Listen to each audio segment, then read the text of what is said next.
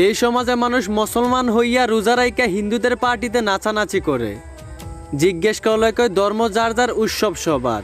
এই সমাজের মানুষ মিথ্যার পথে জীবন যাপন করে, আবার তারা এই সমাজে মাথা উঁচু করে নিজেকে হুজুর দাবি করে।